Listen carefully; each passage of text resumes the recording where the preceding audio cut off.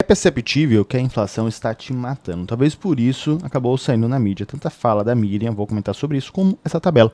A inflação em cada governo. Então vamos lá, o que está de azul é inflação, o que está de vermelho é a alta nos preços dos alimentos. O que eu quero que você perceba aqui é que, se você observar no governo Lula 3, temos até uma redução aqui do preço do alimento, depois subiu. Temos até uma inflação menor. Comparar com o governo anterior, só se você comparar no início, né, antes da pandemia, porque tivemos uma pandemia, é uma situação totalmente atípica. Também, aqui no de Temer, também foi uma situação atípica. Não foi uma pandemia, mas foi uma questão de um impeachment. Então Temer, basicamente, ele já sabia que não iria se reeleger e saiu movimentando tudo que poderia movimentar. Mas, ponto positivo, né? Ele também conseguiu diminuir o preço dos alimentos, mesmo tendo uma inflação relativamente controlada, diferentemente dos outros anos. Nós percebemos aqui que em Lula 2 tivemos uma inflação maior, teve essa crise financeira global. No entanto, o Brasil acabou sentindo muito menos por causa das commodities e etc. E Dilma 1 não tivemos nem a crise, nem já estávamos ali meio que acabando com esse famoso boom das commodities, e Dilma 3 aqui houve o impeachment. Bom, aqui nós podemos tirar várias observações sobre isso, mas vamos ouvir primeiro a fala da Miriam.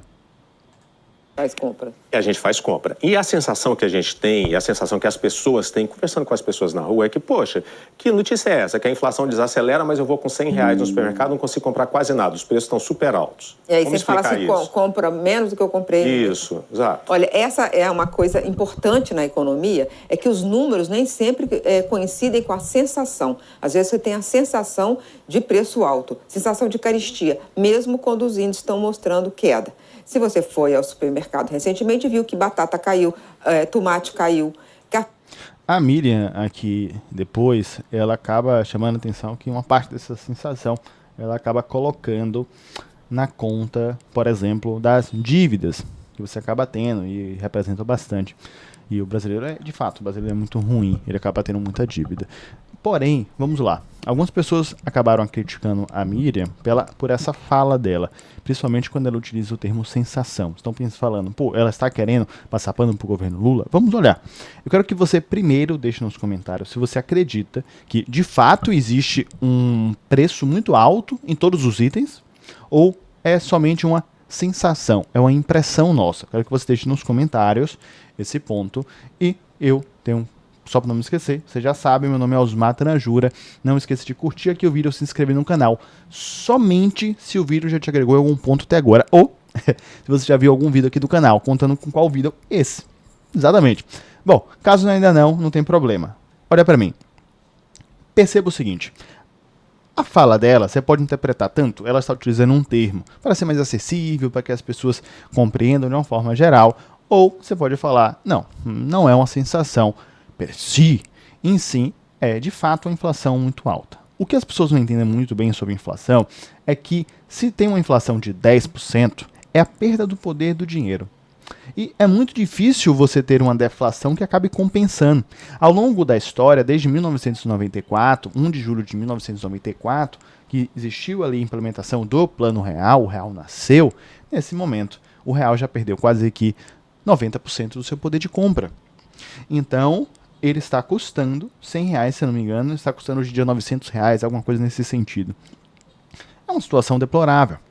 Consequentemente, quando você olha que ao longo do tempo, a trajetória dessa inflação, todos os governos, você percebe que nós só estamos tendo a perda do poder da moeda. Então deixe. Aqui, é uma sensação ou de fato não temos dinheiro para nada? Um outro detalhe que você tem que levar em consideração, que hoje em dia, historicamente no Brasil é assim, mas hoje em dia estamos vivendo primeiro um pós-Covid e estamos vivendo uma taxa de juros acima de 10%, se eu não me engano tem mais de 3 anos mais ou menos, por aí, ou seja, acima de 2 anos com toda certeza, isso acaba estrangulando. Então o empresário não consegue pegar um empréstimo para poder movimentar a economia, você não pega um empréstimo para poder comprar uma casa. Casa é um item de luxo. Antigamente você trocava uma casa, na época do seu bisavô, do seu avô, eram por duas cabeças de gado, uma conversa ali, e você tinha uma casa. Você tinha um terreno, pelo menos. Claro, são realidades totalmente diferentes, eu sei, mas hoje em dia as coisas são bem diferentes. Hoje em dia as coisas são bem diferentes. Tanto que a geração que está vindo agora é uma geração que fala o seguinte: não, eu não quero ter nada. Só que, de fato, essa geração não quer ter nada, ou ela está percebendo que é muito mais difícil ter as coisas? Você compreende o que eu quero dizer? Uma taxa da economia extremamente elevada, uma inflação, ok, está sendo controlada, porém, não estamos conseguindo abaixar mais ainda a inflação para conseguir derrubar ainda mais a taxa de juros. Um outro detalhe, o gasto que o governo está tendo é um gasto, assim, exorbitante. Estamos falando do maior déficit anualizado da história do Brasil. Como é que você controla essa situação? Quero que você olhe para mim. Eu vou te mostrar que, primeiro, eu vou voltar aqui a falar a inflação, mas essa parte que é importante, ó, direita, esquerda, na América do Sul. Mas meus pêsames para o povo da Colômbia, que teve esse desastre do terremoto. Ainda as pessoas estão apurando tudo, uma situação deplorável. Meus pêsames. Você tem alguém conhecido da Colômbia ou não? Bom, fica os meus pêsames. Vamos retornar aqui, porque aqui, na verdade, é um Reinvest News, né? Que eu trago toda a atualização da semana. Então, com um vídeo, você consegue se atualizar com toda a semana, de todos os pontos importantes da economia. Pensando para investimento, planejamento financeiro, etc. Fica muito mais fácil, não é isso? Bom, perceba que em 2023, basicamente a América do Sul era de esquerda, agora a América do Sul é de direita. Osmar, é a Venezuela. Eu não conto que a Venezuela vai virar de direita. Aqui, basicamente, eu conto que o Brasil pode mudar, né? Basicamente que o Brasil pode mudar. Tirando isso, eu não conto muito com a Venezuela, por exemplo, que é uma ditadura, né? Me diga se você está entendendo esse movimento macro que está existindo, porque isso pode impactar também nos seus investimentos. Tá? No momento em que a América do Sul, que faz parte do Brasil, está se tornando de direita, ficaremos muito mais próximos, por exemplo, é uma tendência, né, dos Estados Unidos. No momento que a América do Sul virou de esquerda, provavelmente nos aproximamos cada vez mais da China. É um movimento comum. Um movimento de relação. E na nossa macroeconomia vivemos tempos muito complexos em que cada vez mais precisamos tomar uma decisão, escolher um lado. Não faz muito sentido o Brasil escolher um lado, porque os nossos dois principais parceiros comerciais são exatamente a China e os Estados Unidos. Então, pra gente não tem muito sentido. Pra gente é o seguinte, olha, eu sou a fazenda do mundo, eu que coloco comida nesse negócio, é a gente fazer com que o Brasil pare de importar 85% do fertilizante. A gente começa a importar, sei lá, 40% no máximo, para que fiquemos cada vez mais autossuficientes nesse aspecto, para que depois os outros países não negociem com a gente cortando fertilizante. Tem esse detalhe também. E não, nós somos a fazenda do mundo, nós colocamos comida na sua boca, então eu quero negociar aqui de uma forma diferente. Eu não quero ficar escolhendo um lado. Eu não tenho um lado. Eu sou quem coloca a comida na mesa. Você, por acaso, discutia com a cozinheira da escola? Falava assim, não. Ela colocou a comida ali, você no máximo reclamava com seu amigo da comida, mas com a cozinheira, para depois ela não colocar sua comida, você não fazia isso. Bom, vamos lá. Voltando aqui para a parte da inflação. Isso aqui, olha para mim, porque essa parte aqui é incrível. Pessoa física, carteira de crédito pessoa física. Existe uma inadimplência de mais 30 dias e de mais 90 dias de 11,42% e 8,41%, respectivamente, do Banco do Brasil. De junho de 25 a junho de 26, basicamente, os indicadores não chegaram a dobrar, mas digamos que aumentaram consideravelmente. Aqui saiu de 9 para quase 12. E agora, no agronegócio, quase que dobrou. De 5 para 9, de 3,16 para 6,27. Você se lembra, olha para mim, presta atenção, daquela máxima que banco ganha dinheiro de qualquer forma, de qualquer cenário econômico? Isso é uma verdade. Essa conversinha dos políticos, que eles tentam se eleger ou se reeleger, falando eu serei contra o banco, na prática, nunca vimos isso. Osmar, você é contra banco? Não. Eu não sou contra nenhuma empresa. Se a empresa atua legalmente, eu não sou contra essa empresa. Porém, é um discurso falso. E nós observamos isso na prática. O banco tem que lucrar, claro, é uma empresa. De qualquer maneira, agora estamos vendo possivelmente uma distorção em que o banco não está conseguindo lucrar tanto quanto antes. Está lucrando sim, mas não está conseguindo lucrar tanto quanto antes, o Banco do Brasil, porque as empresas não conseguem mais pagar as contas. Porque as pessoas físicas não conseguem mais pagar as contas. Quando você não tem dinheiro para pagar a conta, porque a inflação já te estrangulou, porque a taxa de juros está extremamente elevada, porque você sabe que a perspectiva não é boa, porque o governo está gastando e muito, porque aumentaram 23 impostos. E isso é histórico. Eu não estou falando somente do agora, estou falando assim, historicamente o Brasil tem esse cenário caótico. Às vezes melhora um pouco, às vezes piora um pouco, às vezes piora muito.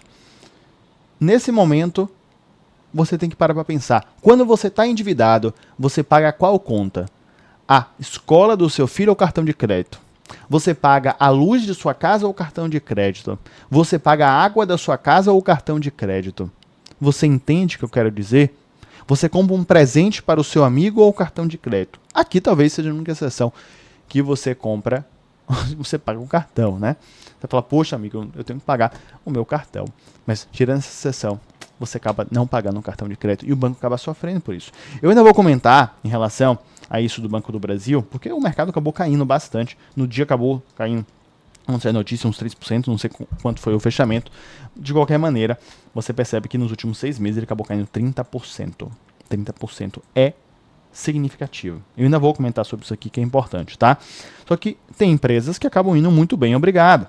Você observa que a aceleração das vendas de carros elétricos. Eu vou te mostrar o histórico aqui, tudo bem? Perceba o histórico. De janeiro de 2026 até agora. Observe que BYD está crescendo, tá logo atrás da Hyundai ali, batendo, chegando, vai passar, vai passar, vai passar, vai passar, vai passar, tá indo. Opa, teve aqui já a Caoa, que é chinesa, já passou. Já veio outra empresa chinesa aqui embaixo. E ela tá subindo. E ela tá subindo. A Caoa subiu novamente. Outra empresa chinesa subiu. Na verdade, a Nissan subiu, né?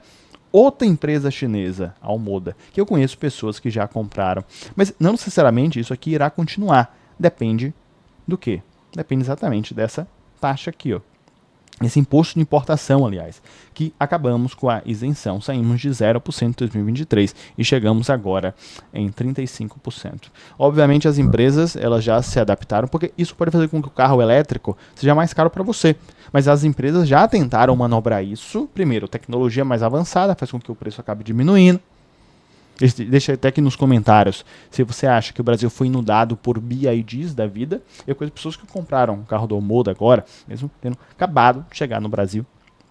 E tem um outro carro elétrico que está chegando no Brasil, que é o mais vendido da China. Eu posso comentar depois em um vídeo sobre isso, tá bom? Mas deixa aqui nos comentários. Você está observando uma inundação de BYDs da vida? Para você, sinônimo de Uber é BYD, porque são os modelos mais vendidos. E agora que chegar esse novo modelo, vamos ver o que irá acontecer, que é de uma outra empresa, não é da BYD. De qualquer maneira, existem empresas que estão se adaptando. Então a BYD começou a comprar algumas plantas no Brasil para pagar uma menor taxa de importação. Antes de pagar de 35%, irá pagar agora 18%, 17% de peças quando chegarem. Agora, eles começam a tentar fabricar alguns produtos internamente. Eles vão se adaptando. Quem não consegue se adaptar é você. Porque a inflação vai corroendo o seu dinheiro, você não tem o que fazer. Você não tem o que fazer. Você tem uma dificuldade maior de se adaptar do que essas empresas, tá? Eu vou mostrar para você aqui. A situação de inflação no mundo por agora. Observe Brasil, Argentina, Estados Unidos. Isso aqui, olha para cá. Olha para cá. Isso aqui é bem interessante. Estamos falando em 2026, tá bom? Então estamos falando Brasil aqui com 4% aproximadamente, Estados Unidos com 3,2%. Você olha aqui a China com 1,2%. Você acha que a China mesmo está somente com 1,2%? Alguns indicadores são meio complexos. Até indicadores de países ocidentais, de democracia, você olha assim e fala, olha, tá, mas por que mudar alguns índices? Porque IPCA é um índice nacional de preço ao consumidor amplo. Algo nesse sentido.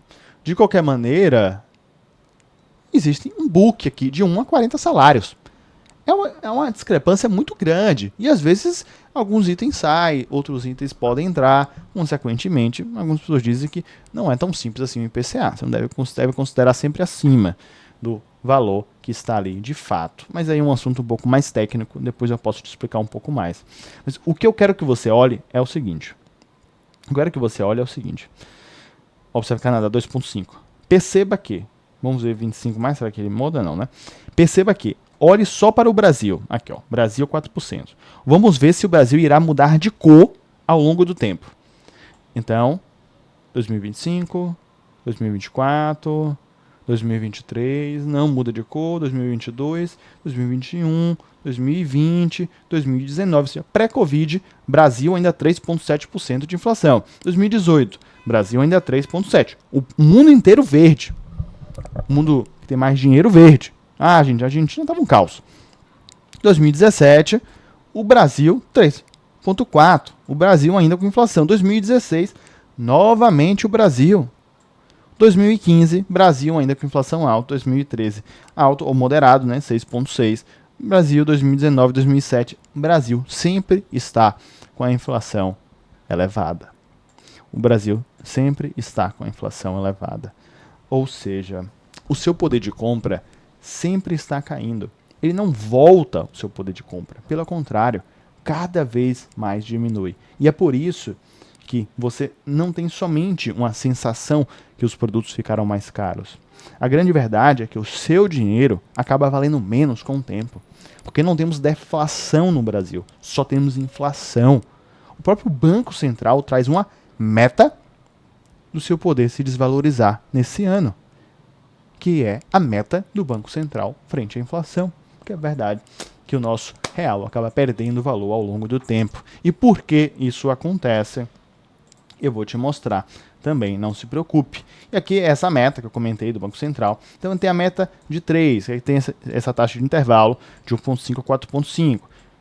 Obtemos 4,83, então ficamos acima, não era para acontecer. Aqui ficamos ok, mas já na beirada. 2022 ficamos acima, não era para acontecer. 2021 ainda estávamos em inflação, né, em pandemia, né? 5,25, 10,6, não era para acontecer. 2021, 2019 e 2020 são casos meio atípicos porque estávamos em pandemia, principalmente aqui, ó, 2020 e 2019, né? Ou na verdade 2020, 2021, né, aliás. Mas enfim, de qualquer maneira não ficamos, aqui ficamos na meta, interessante, aqui ficamos na meta. Bom, e historicamente nem sempre a gente consegue ficar na meta. Mesmo ficando na meta ou não, perceba, opa, aqui ficamos na meta, Osmar, 2010. Ficamos, mas houve 6% de IPCA. Isso é pouco, por acaso? Não é. Seu salário subiu 6% nesse ano? E lembrando, o IPCA é de 1 a 40 salários mínimos. O book de produtos que existem, de itens que existem, talvez a inflação para você foi maior. E IPCA, de acordo com algumas escolas de economia, eles devem ser muito mais observados como oferta monetária do M2.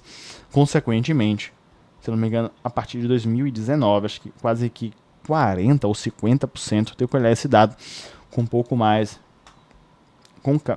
de calma, com essa acurácia, não é? Eles foram criados pós-pandemia. Então, na ordem de 40% a 50% do real que circula no Brasil foram criados pós-pandemia. Você acha que por oferta e demanda isso não impacta o seu dinheiro?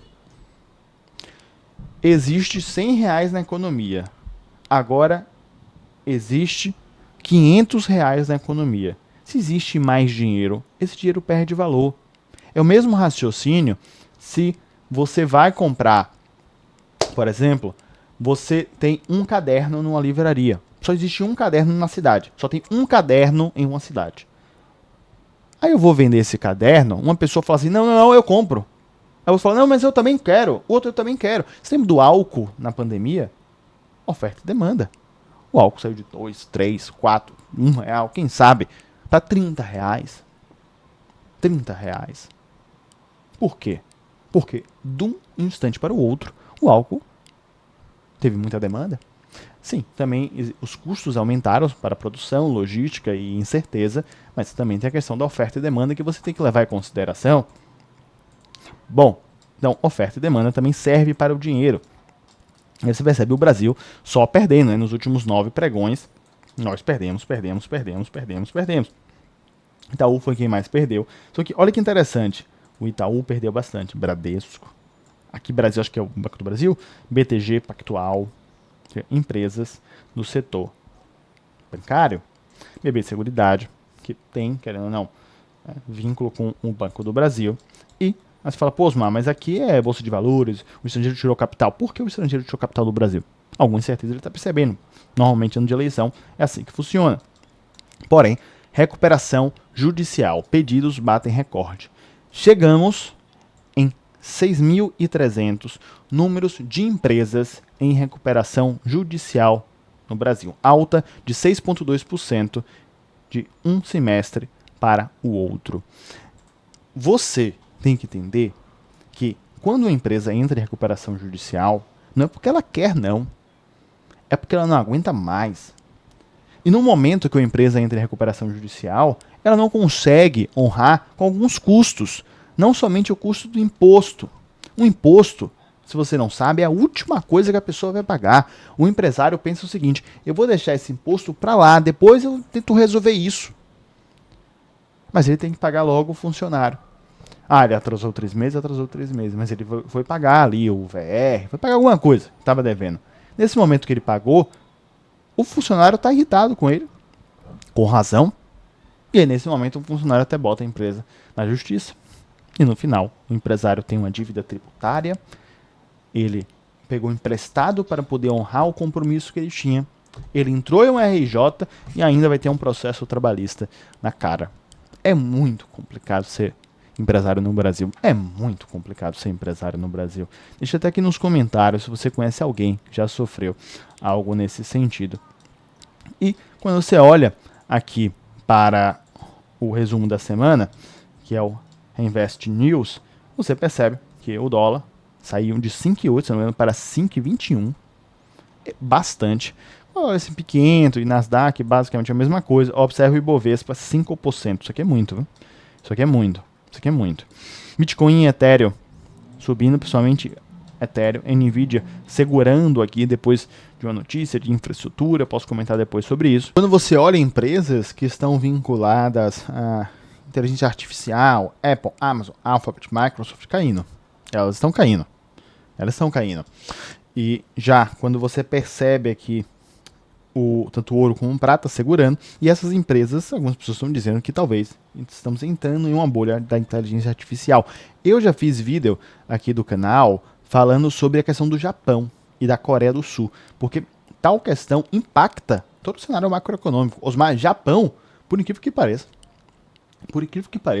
o Japão é algo tão sensível que os Estados Unidos comprou ienes japonês. Se não fosse algo tão sensível que poderia desencadear um grande problema econômico, principalmente para os Estados Unidos, logo para o cascata o mundo inteiro, eles não teriam feito esse movimento, né? Claro que Trump, ele não falou dessa forma. Trump falou o seguinte, nós estamos ajudando o Japão. Trump é um cara extremamente caricato. Pois bem, né? Café para o seu alívio, sim, diminuiu um pouco o preço. Por um lado, você começa a perceber que algumas empresas estão sofrendo muito. Estamos com o maior número de pedidos de RJs na história do Brasil. Você ainda está olhando empresas e pessoa física sofrendo muito com a taxa de juros elevada, sofrendo muito por causa da inflação, tendo uma perspectiva negativa em relação ao futuro, porque o gasto anualizado do governo está no máximo do máximo. Estamos com a dívida PIB quase próximo de uma pandemia, e não estamos vivendo uma pandemia. A verdade é que o Brasil está meio que girando na UTI. Osmar, o Brasil irá virar uma Venezuela amanhã, ou uma Argentina de 5 anos atrás? Não. Para o Brasil virar uma Venezuela ou uma Argentina, isso demora, isso leva tempo. Tem que existir vários outros pontos. Então, quanto a isso, não se preocupe. Você também percebe empresas como Banco do Brasil sofrendo e muito. Um banco. Ah, Osmar, por outro lado também tem empresas que estão muito bem, como a BID. Olha, a BID tem capital do governo, né? A BID diminui sua margem e tem capital do governo para poder expandir para o mundo inteiro. É uma outra conversa aqui, é um outro vídeo que eu posso fazer especificamente sobre a talvez bolha de carros elétricos ou mais voltado para a BID. Se você quiser, deixa aqui nos comentários. Mas olhando para o Banco do Brasil, isso é algo histórico. Porque os bancos sempre foram conhecidos por serem os mais resilientes. Não estou falando que o Banco do Brasil irá quebrar, não. Ele não irá quebrar, ok? Ao menos não por agora. Mas está numa situação bem sensível. Bom, eu vou deixar esse vídeo aqui do lado que eu falo exatamente sobre essa situação do Banco do Brasil. Eu recomendo que você assista, tanto se você quer investir no Banco do Brasil, se você não quer investir, você quer entender o cenário que o Brasil está passando, que é periclitante. Bom, recomendo que você veja esse vídeo. Você já sabe, o meu nome é Osmar Tanajura. Um grande abraço e eu te vejo daqui a pouco.